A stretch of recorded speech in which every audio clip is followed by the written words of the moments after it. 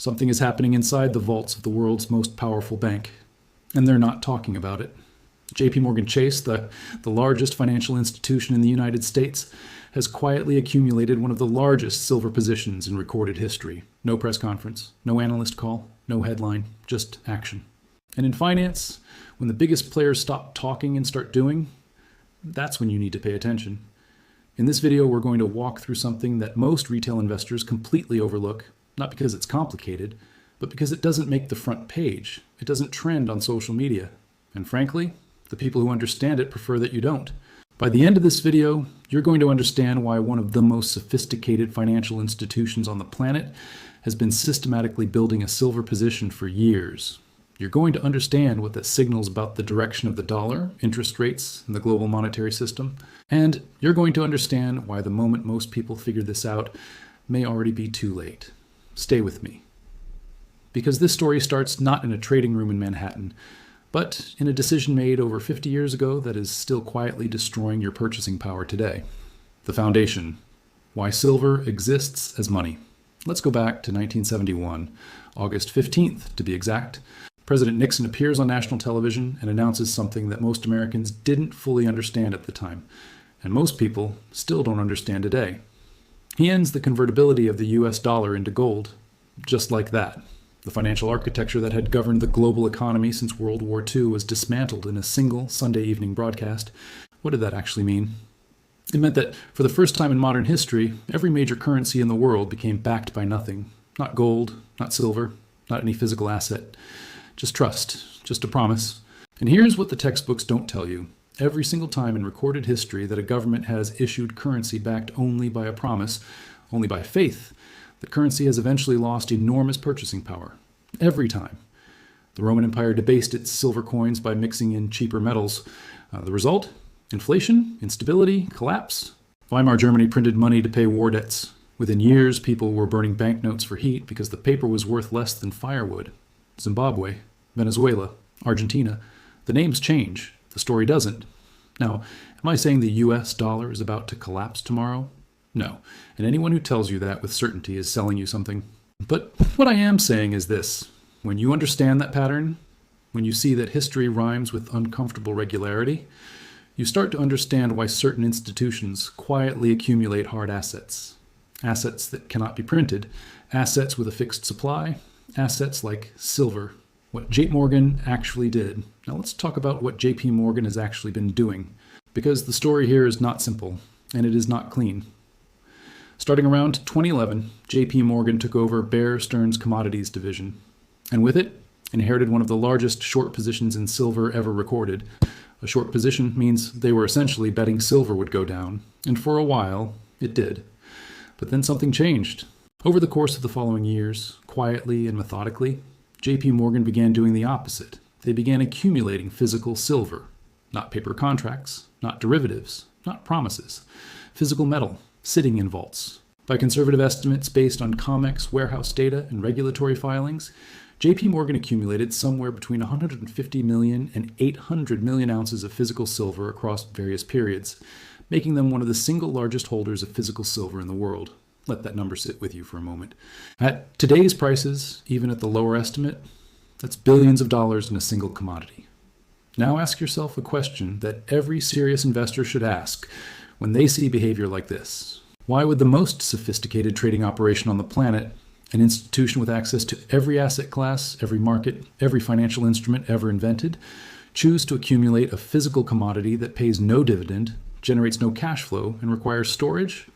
The answer to that question is the entire point of this video. And it comes down to three forces that are converging right now, simultaneously, for the first time in decades. Force 1, the debt spiral. Force. Number 1 is something most people feel but cannot name. The US national debt just crossed $34 trillion. That number is so large, it has essentially become meaningless to most people. So let me give you a frame. If you spent $1 million every single day, from the birth of Christ until today, you would still not have spent $1 trillion. The United States owes 34 of those. And here's the part that should concern you. It's not just the size of the debt, it's the speed. It took the United States over 200 years to accumulate its first $1 trillion in debt. The most recent trillion added in roughly 100 days. The trajectory is not linear, it is exponential. Now, how does a government deal with debt of this magnitude? There are really only three honest options. Option 1, grow your way out. Generate enough economic growth that the debt becomes manageable relative to the size of the economy. This has worked before, but the math required right now is extraordinarily difficult given current growth rates. Option 2, cut spending dramatically. Politically, this is nearly impossible. The constituencies that depend on government spending are enormous. No party in modern history has successfully executed this at the scale required. Option 3, inflate, print money. Allow the currency to lose purchasing power over time so that the nominal value of the debt becomes easier to service. This is the path of least political resistance. And historically, it is the path most governments choose. When you inflate the currency, here's what happens to hard assets. They go up. Not because gold or silver became more valuable in any absolute sense, but because the measuring stick, the dollar, became shorter. This is not conspiracy, this is arithmetic. And JPMorgan's analysts understand arithmetic better than almost anyone on earth. Retention bridge. But here's where it gets even more interesting. Because the debt spiral is only the first force, the second one involves something happening right now in the global economy that almost no one in mainstream finance is talking about openly, and it may be the most important shift in monetary architecture in 50 years. Force 2, the de-dollarization signal. In 2023, something quiet but seismic happened. The BRICS nations, Brazil, Russia, India, China, South Africa, held a summit in Johannesburg. And for the first time, the idea of a commodity-backed trade currency entered serious geopolitical discussion at the highest levels. Now, the mainstream financial press largely dismissed this. Too complicated, too politically fragmented, not going to happen anytime soon. And they may be partially right on the timeline. But here's what they're missing. The signal is not whether a new currency launches next year. The signal is that the conversation is happening at all. For 7 decades, the US dollar has operated as the world's reserve currency. What that means in practice is that global trade, especially in oil, is settled in dollars. Countries that want to buy oil need dollars. And because they need dollars, they hold dollars. And because they hold dollars, there's permanent global demand for US debt. This system, called the petrodollar, is what has allowed the United States to run extraordinary deficits without the same consequences other countries would face. But cracks are forming. Saudi Arabia has begun accepting yuan for oil payments. China and Russia have dramatically reduced their dollar reserves. The share of global trade, settled in dollars, while still dominant, has been declining for years. Now imagine, even partially, a world where the dollar's reserve status diminishes. The demand for US treasuries falls. Interest rates must rise to attract buyers. The cost of servicing that $34 trillion debt becomes even more crushing. The Federal Reserve faces an impossible choice between fighting inflation and preventing a debt crisis. In that environment, historically, hard assets perform. Not because someone decided they should, but because when the confidence in paper currency weakens, human beings instinctively reach for things that have held value across civilizations. Gold, silver are real assets. And JPMorgan has been positioning for exactly this scenario. Force 3, the supply crisis. No one is discussing now here is the third force, and this one is almost entirely invisible to the average investor. Silver is not just a monetary metal, it is an industrial metal. And in the 21st century, it has become one of the most critical industrial metals on the planet. Every single solar panel requires silver. The electrical contacts that make modern solar technology work cannot be substituted cheaply or efficiently with any other material at scale. Every electric vehicle requires silver. The circuitry, the battery management systems, the charging infrastructure. Silver is embedded throughout. Every smartphone, every 5G antenna, every advanced semiconductor. The green energy transition, which governments around the world are spending trillions of dollars to accelerate, is, at its physical foundation, a silver story. And here's the supply problem. Global silver mining production has been essentially flat for years. The easy ore bodies have been found. New mines take a decade and billions of dollars to bring online. And unlike gold, which gets hoarded and recycled endlessly, a significant portion of silver used industrially is consumed. It ends up in products at concentrations too small to economically recover. It is gone.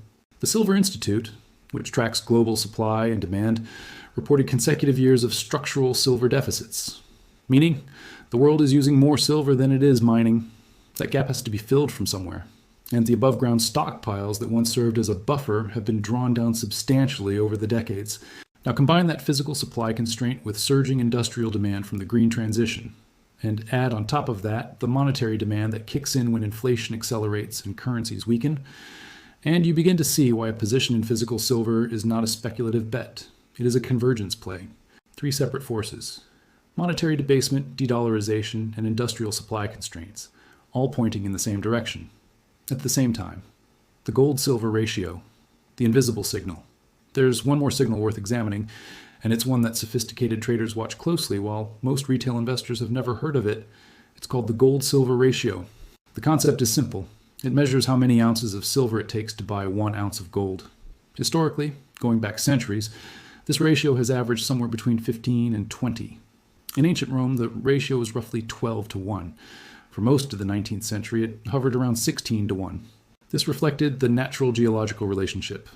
Gold is roughly 8 times rarer in the Earth's crust than silver, but silver had enormous monetary and industrial demand. Today, that ratio has been sitting in a range of 80 to 90, sometimes spiking even higher.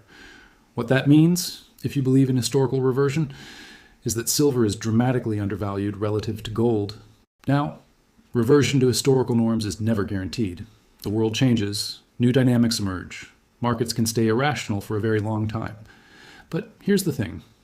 Every single time in modern history that the gold-silver ratio has spiked to extreme levels and then corrected, silver outperformed gold dramatically on the way back down. In 2011, when silver ran toward $49 an ounce, it had outperformed gold's bull market by a significant multiple. If, and this is conditional, if we enter the kind of monetary environment that the debt trajectory and de-dollarization signals are pointing toward, silver has historically been the higher beta play. More volatile, yes, but with more potential upside relative to where it is priced today. JPMorgan's traders know this ratio. They've known it for decades. The question is, do you? The counter-argument. Now, I want to be honest with you, because the most dangerous thing in finance is a one-sided story. There are real counter-arguments here. The dollar has survived predictions of its demise for decades. Its network effects are enormous. The depth and liquidity of U.S. Treasury markets remain unmatched globally. The BRICS currency project faces profound political and structural obstacles. Silver has had major bull markets and major crashes. The 1980 silver spike, followed by an 80% collapse, is a cautionary tale that every serious investor should study. Leverage in silver markets is dangerous. Volatility is real. And JPMorgan, and while their physical accumulation is documented, is also one of the most sophisticated hedging operations on Earth. Their position may be more complex than a simple directional bet on higher prices. These are real risks. They deserve respect. Intelligent investing is never about certainty. It is about probabilities, positioning, and understanding your own risk tolerance. What I am presenting here is not financial advice. It is a framework, a lens, a way of thinking about signals that mainstream financial media tends to underweight. What you do with that framework is entirely your decision. But here's what I want to leave you with. The most important financial moves in history were rarely announced. They were executed quietly, methodically, by institutions that understood what was coming before the crowd did. The average investor found out when prices had already moved, when the opportunity had already partially closed, when the easy gains had already been made. JPMorgan is not accumulating physical silver because their analysts are bored. They are doing it because somewhere in their models, in their risk assessments, in their scenario planning, the math is pointing toward a world where hard assets matter more than they do today. Whether that world arrives in 2 years or 10, whether it comes through inflation, through a dollar crisis, through a commodity supercycle driven by the green transition, the direction of the signal is consistent. And the signal is not coming from a blog. It is not coming from a Reddit forum. It is coming from the vault of one of the most powerful financial institutions on Earth. So the question isn't whether JPMorgan is paying attention. The question is, are you?